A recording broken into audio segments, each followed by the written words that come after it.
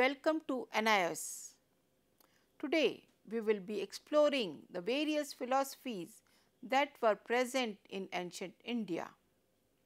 In our previous discussion, we had a look at the meaning of religion and philosophy. We had also learned about important philosophies in religious practices. I gave the example of non-violence being a philosophy of both Buddhism and Jainism. We have also talked about Vedic philosophies like yoga, Nyaya, Mimamsa, etc. Now, all these philosophies, it is seen that we have to go beyond the body and connect with our soul. You will be interested to know that there is one philosophy in ancient India in which there is no other world or heaven. This philosophy is called Karvaka.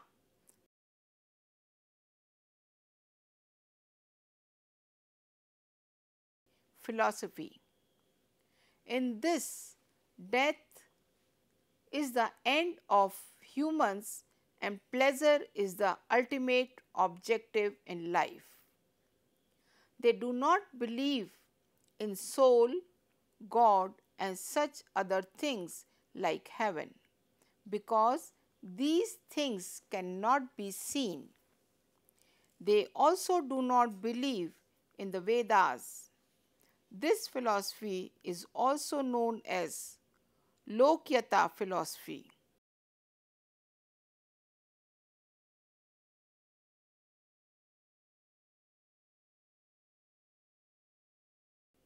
There are other philosophies in ancient India which do not believe in the Vedas. In today's lecture, we will be focusing on those philosophies which are Jainism and Buddhism. Let us begin our discussion on Jain philosophy. Jainism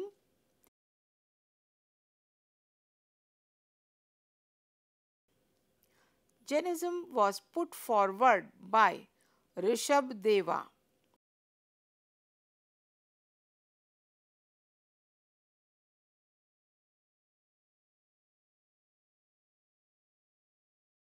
Rishis and Munis of Jainism are called Tirthankaras.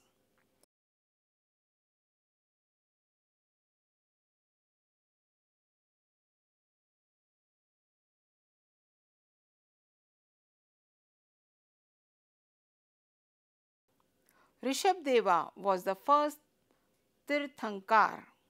There are 24 Tirthankaras who put forward this philosophy.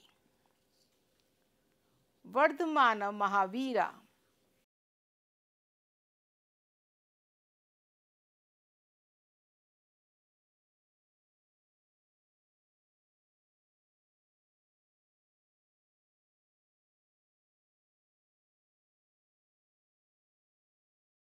was the last and the most famous Tirthankara. He left worldly life at the age of 30 and led a very hard life to gain true knowledge. In Jainism, it is mentioned that suffering can be stopped by controlling the mind, finding right knowledge, and by doing good deeds. Jainism gives forth 7 important elements or pointers. The Jains believe that everything has quality which are changing. Without these qualities, there will not be anything in this world. For example, if you have a tennis ball with which you play tennis, the ball is round. That roundedness is the quality. When we keep playing with the ball, it will get damaged, and when we have to get a new ball, the damage is the change of the ball. Buddhism. Gautam Buddha was the founder of Buddhism. Gautam Buddha left family life to find an answer to the world's continuous sorrow of death, sickness, poverty, etc. He went to the forests and meditated there for 6 years. Thereafter, he went to Bodh Gaya, Bodhgaya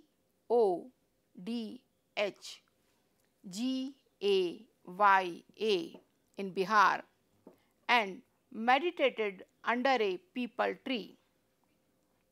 It was at this place that he attained enlightenment or came to know the truth and was known as the Buddha.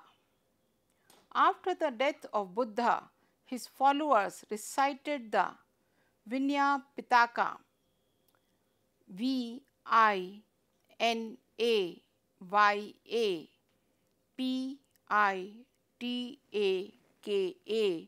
rules of the order, and Sutta Pitaka, Suttapitaka, Buddha's sermon or doctrines and ethics. Sometime later, the Abhidhamma Pitaka,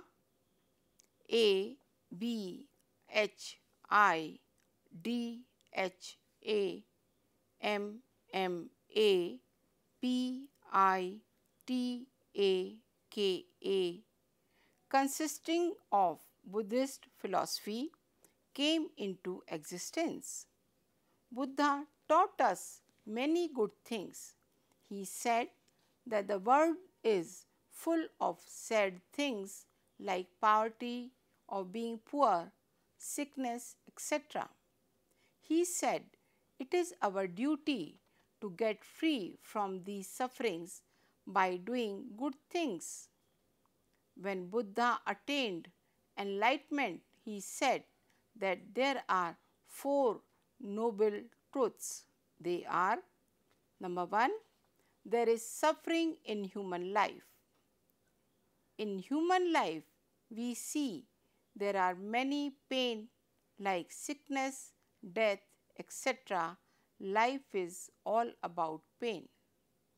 Second, there is cause for suffering. When we desire something too much and we don't have it, then it causes us pain. Therefore, Buddha says desire something too much causes pain. Number 3, sufferings can be removed. This can be done by not desiring, not feeling jealous, not doing bad things. Number 4, path of freedom or liberation. Although there is a constant suffering in human life, it can be ended finally. Buddha suggested that the way or the path leading to liberation is eightfold, through which one can attain nirvana, Nirvana, or moksha or freedom. The eightfold paths which can give freedom are: number 1, right vision. When we see the world in a good light. Right resolve. It is the strong willpower to destroy thoughts and desires that harm others. It includes sacrifice, sympathy, kindness toward others. Right speech.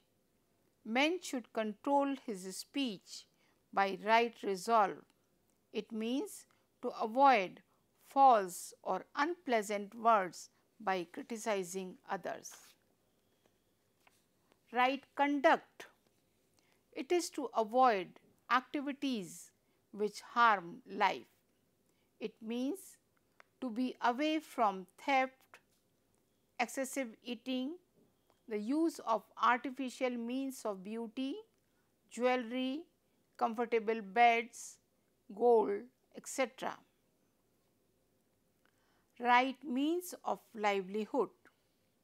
Right livelihood means to earn one's bread and butter by right means. It is never right to earn money by unfair means like fraud, bribery, theft, etc. Next is right effort. It is also necessary to avoid bad feelings and bad impressions. It includes self-control, stopping or negating of sensuality and bad thoughts, and awakening of good thoughts. Seventh, right mindfulness. It means keeping one's body, heart, and mind in their real form. Bad thoughts occupy the mind when their form is forgotten.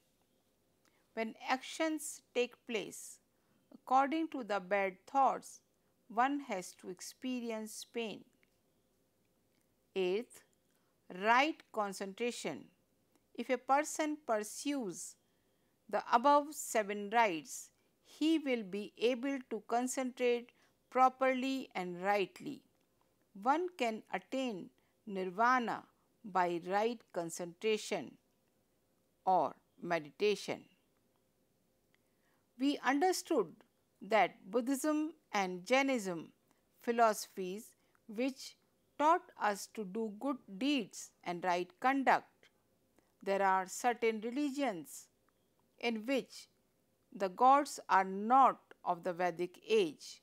The gods came up as a result of bhakti. They are called Vaishnavism.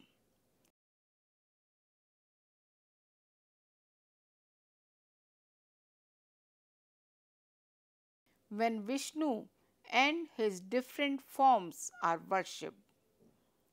Shaivism,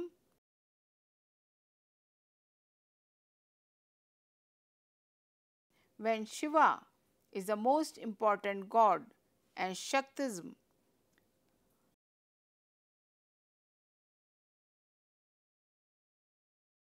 when goddesses are worshipped. The worship of Yakshas, Yaksas, and Nagas, Nagas, and other folk deities constituted the most important part of primitive religious beliefs, in which bhakti had a very important role to play. One of the most important cult is the Vasudeva or Krishna worship. A large number of people worshipped Vasudeva Krishna exclusively as their personal god, and they were at first known as Bhagavatas.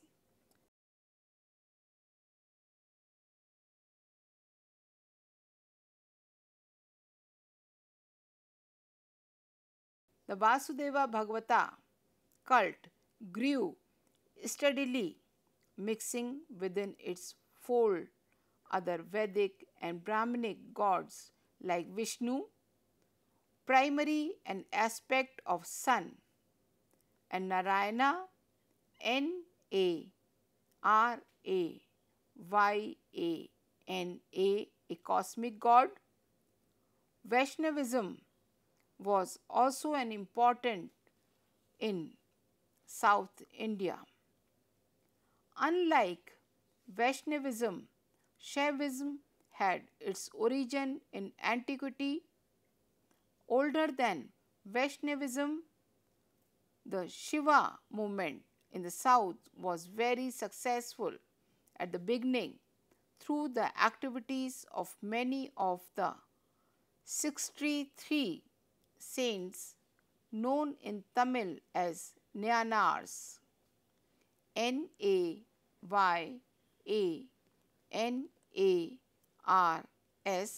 or Shiva Bhakts. Their attractive emotional songs in Tamil were called Tevaram Srota, Tevaraam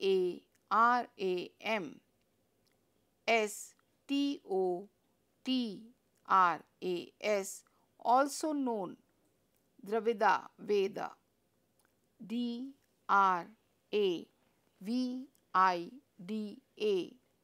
Veda, and ceremonially sung in the local Shiva temples. The Nayanars hailed from all castes. This was supplemented on the doctrine side by a large number of Shaiva intellectuals whose names were associated with several forms of Shiva movements like Agamanta, Agamanta,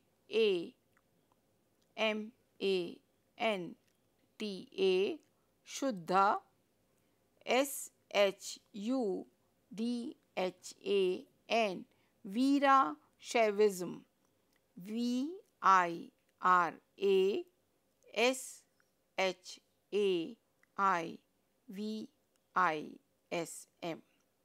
Dear learners, today discussion was very interesting, was it not? Let us summarize what we have discussed today. Karvaka philosophy does not believe in God, heaven, or soul. Jainism mentioned that sufferings can be stopped by controlling the mind, finding right knowledge, and by doing good deeds. The Jains believe that everything has qualities which are changing. Without these qualities, there will not be anything in this world. Vardhamma Mahavira was the last and the most famous Tirthankara. Gautam Buddha was the founder of Buddhism. When Buddha attained enlightenment, he said there are 4 noble truths. Buddha suggests that the way or the path leading to liberation is eightfold, through which one can attain nirvana, moksha or freedom.